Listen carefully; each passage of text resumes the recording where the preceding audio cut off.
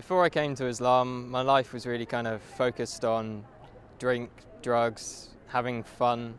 The whole kind of purpose of life was just to have fun, have a laugh.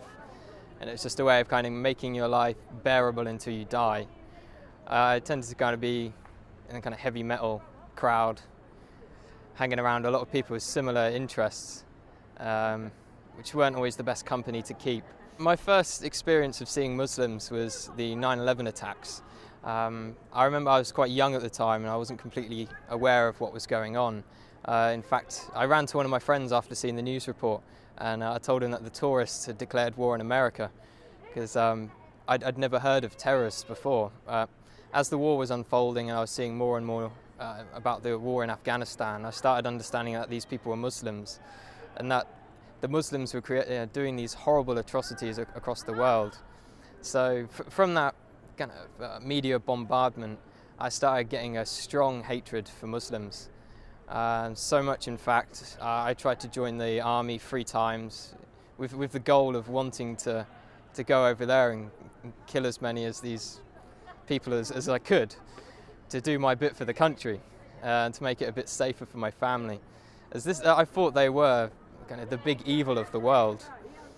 I started hearing a bit more about Islam. It was the last time I was applying for the army. I came across this radio station. It was at a time when I was listening to conspiracy theory radio and things like this.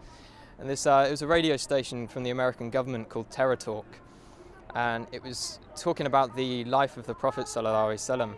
And it just didn't sound right to me that people would follow him from all these evil things they were saying about him.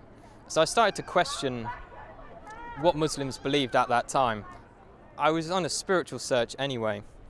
At the time I was looking into Norse mythology and paganism, and one of my friends turned to me and said, before you decide on this paganism thing, have a look around a bit more.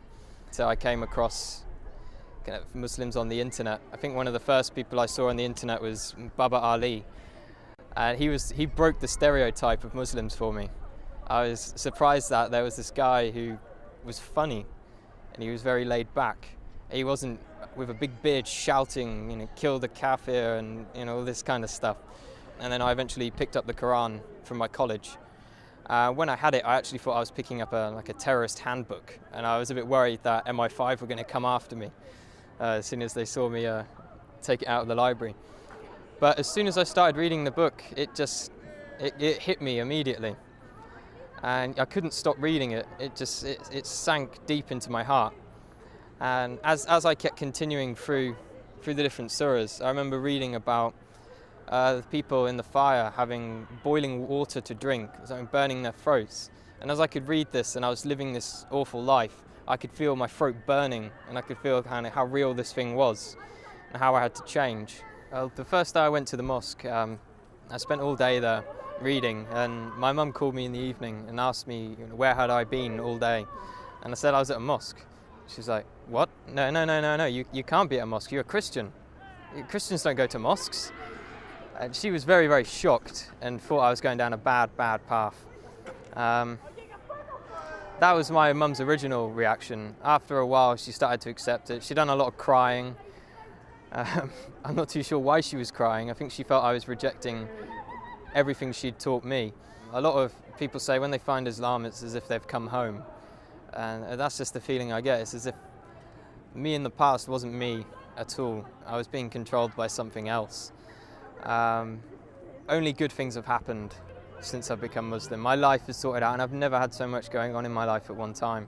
If I was going to give advice to someone else who is thinking about Islam, I'd definitely tell them to come to the mosque and speak to a man of knowledge, not search the internet for the answers. There are some good things on the internet, but when you don't know anything about Islam, you can't judge what is right and what is wrong. So it's much better to speak to someone, spend time with the Muslims. I spent many weeks in their company, and you get an understanding of who they are and what kind of quality of people they are. Don't be afraid of what your family think. I've had many people, and myself as well, was worried about what my parents would think. And at the end of the day, Islam is for you, it's for you. You can just hope the best for your parents will come afterwards.